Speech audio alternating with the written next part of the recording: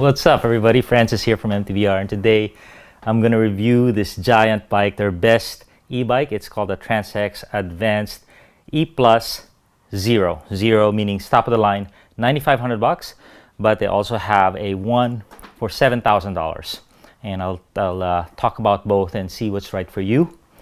And I've ridden about 20 e-bikes in the past 2 years, different kinds of e-bikes, full powered and mid powered. But this is my very first giant, so big day for me. They gave it to me at Sea Otter, gave me the rundown, and I've been riding it for the last 6 weeks. So it's been good, and I've learned a lot. And what I'm going to do is I'm going to give you some insight, pros, a lot of pros, a few cons, and try to drive you towards the right purchase for you. So that's the noise of the giant motor climbing, full turbo.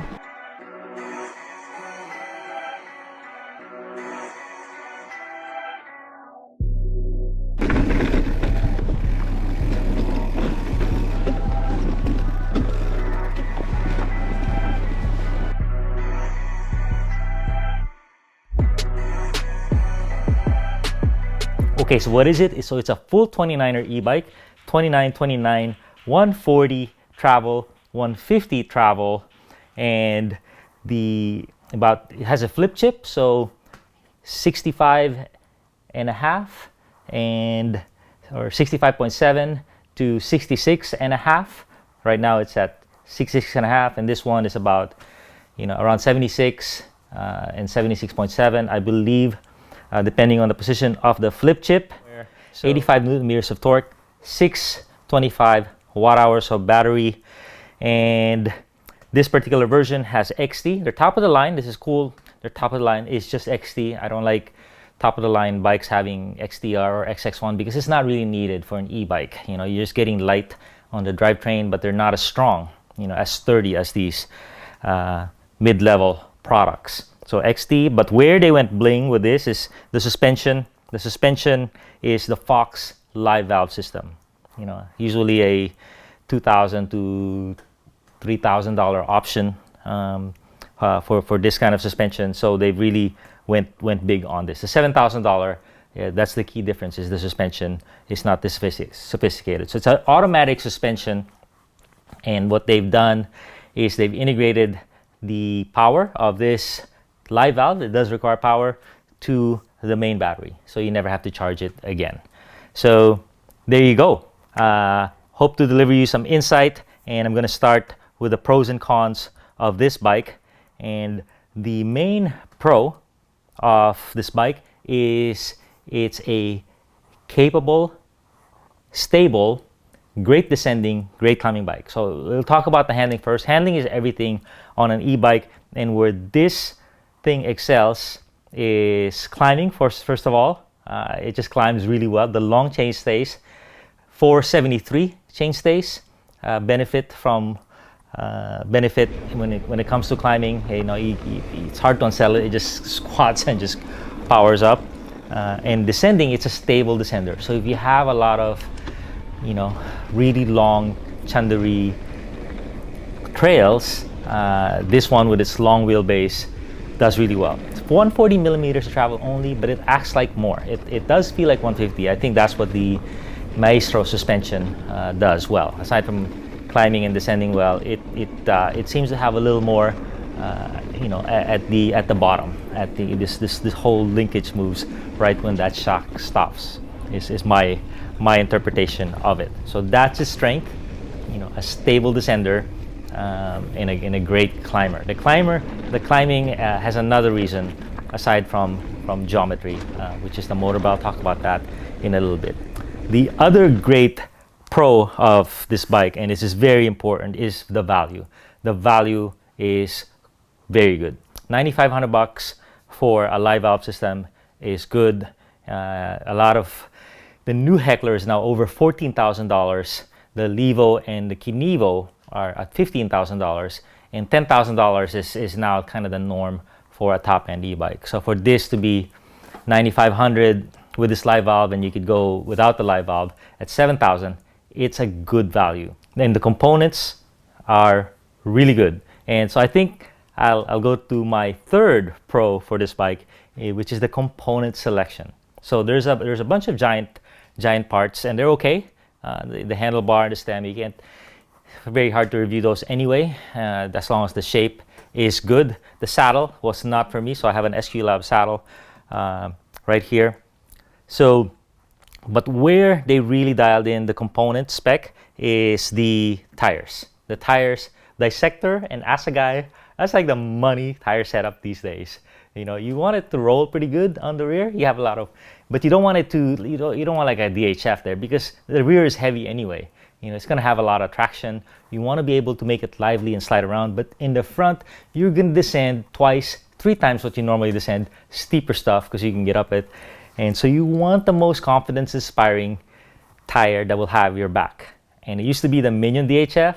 Now, top shelf in the hot seat is the Assegai. Assegai is great, but in a normal bike, I've had it on a couple acoustic analog bikes, and they're a bear to pedal up, because not only is it soft rubber, it's low rebound rubber, so you really feel that.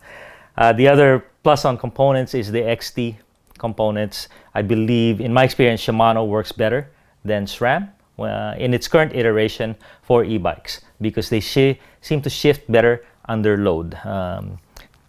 You know, they time themselves. They're a little more patient with the shift, and when it shifts, it's ready and it shifts well. The brakes too are awesome, prodigious, as long as you have four piston Dior SLX or XT in this case is awesome, and you can just dial it in with your rotor sizes. So the number 4 advantage is the motor integration. So there's a lot of companies now in their first version of the e-bike, and they're making a lot of mistakes, which is okay.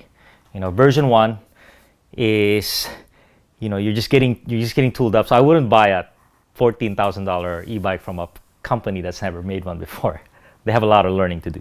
Giant has been around the game, and where the learning really happens is the integration. You know, the motor, the battery, the charging, you know, the controls. And Giant, you could tell they've been doing this for a while, because the motor is very secure. One Allen bolt, I believe, to take the battery out. No keys, no nothing. And really cool now, you could tell they're on version 2 or 3 of this game, is they have the display now on your top tube. That is the future. Over here, that's not the best. Big, small, and they went really minimalist with their mode control. So 5 modes of support, make it 6, 5 levels, and it's selectable with this very stealthy button. You can't even hardly tell what it does. So, and there's a 6th mode, which is an auto mode. And an auto mode without switching. So it's supposed to sense what you're doing. It'll allow you to work from the flattest ground to the steepest stuff, theoretically. And it saves you energy, and it saves you battery. And in the integration, you know, charging port may not seem like a big deal. Giant seems to have the best implementation I've ever seen. Another cool thing is their charger. Their charger is nice and big. Look at that thing. It's twice the size of other chargers. I feel like it's hardly working. It dissipates heat really well. Has a really nice plug. The torque sensor is so sensitive. A lot of, what do you call that, resolution, that it's able to detect when you want it. So when you need it, it's there right away. On the Levo SL, you know, it's not only a slow torque sensor, but it wants you to get momentum yourself. So it's very hard to ride that bike on very steep technical terrain. This one, on the other hand, and this is, I think, why I was succeeding in most of my technical climbs, because the minute you need it, you little ratchet, you're on the power. You're like 90% of the torque there, and that, along with the chainstay, allows you to get up the steepest climbs quite well. Another plus of this bike is it has the option for an add-on battery. So the add-on battery, I haven't really seen it, but I heard it's like 250 watt hours. So, you know, that gives you the peace of mind, so to speak. You know, should I get a 700? Should I get that new 900? Well, this one has an add-on, and I'm not sure how well it works, but you know, that really is the future. Modularity is a big part of the e-bike future, because you don't really want to carry a 1,000 watt hour battery or a kilowatt hour battery, because most of the time you're not going to use that. It's like carrying 2 gallons of water with you every ride, even on your 1 hour ride. some modularity, some configurability would be cool. That way you can choose how many watt hours you carry on a specific ride, because weight always has consequences. And finally, one of the pluses of this bike is the nice range. Aside from the value that it delivers, I believe there's an Intrigue line that's a parallel to the Trance line, but that one's for tailored for women geometry, women sizing, maybe the touch points. So very cool. And I already know a couple women, super short, and they said, my God, I got an e-bike and it fit me well. Should I get it? I go, I don't know much about it. So now I took it upon myself to research. This thing is going to fit a lot of sizes and a lot of budgets. And if the travel is not enough for you, then you could go. They have the Rain, which is a big boy bike. I believe 160, 170, something like that. So a lot of options. They really put a lot of chips down on this e-bike game. In an effort to give you a balanced review, I'm going to give you some downsides as well. And probably the most crucial one, if you remember anything from the weaknesses part, is the chainstay length is long. It's too long, in my opinion. So this is a 473 millimeter chainstay length. In average, they're about 450 for an e-bike, and maybe a 29er. And then on my newest 29er, called the Score, it's 435. And a lot of my mullets have 435 chainstay lengths. So, and that's a big reason why people go to mullet. Is there's a lot going on here, a lot of weight. So to make it more nimble, more maneuverable, they put a smaller wheel here on the rear than the front. So 27 and 29. But they chose to go 29. I did ask them about it, and they said they considered it, but in the end they wanted for more speed and stability. The motor is not quite as quiet as some of the ones I have. It has a little bit of a noise. Most people don't hear it, but I hear it. It's not a Levo. The Levo is the quietest of the bikes out there, but this one has a little bit of a knock when you're coasting. The EP8 used to be bad 2 years ago. Now it's improving. The Boss is a little bit. So this one has a little bit of noise. It has a little pulsing too when you are just touching the pedal. I think the torque sensor is so sensitive and it's so torquey that you're like, whoa, what's going on? Not a big deal, but it's definitely something to be noticed. Something else on the weaknesses side is it's not quite dialed in the naming. The naming is the most complicated I've ever seen. Trance Advanced E Plus XO. So try to make it easy on the users. Just give it a name and give it a model designation, a spec designation. Is my vote. And before I got into the world of Giant, I looked at it 5 times and it just didn't stick. And it's very hard to comprehend, and I think it scares some users away because they don't understand what the model line is. On the same note, the shapes of the frame are beautiful, carbon all around, but it looks big. It looks like an e-bike, and I kind of wrestled with it. I go, why does it look so big? And the reason is they've made people hide the girth. It's all about the down tube. Nobody wants to be out there looking like a motorcycle. They want it stealthy, and this one is not stealthy. So the reason that happened is this down tube is huge. It's like 13.5 inches in girth. Usually you make shapes to hide your girth. This one shows the girth, whatever angle you're looking from. And finally, some thoughts on live valve. Live valve, this thing works. I used it on 2 other bikes. It used to change your lockout based on what you're doing, but now it's changing your valving, your damping. So it really works. It's really good. It's firm when you're on level or climbing up, and it opens up seamlessly when you're descending. So definitely it works. But here's the thing. Hear me out. And I want to invite you on the comments. Is on an e-bike, I really question the need for live valve.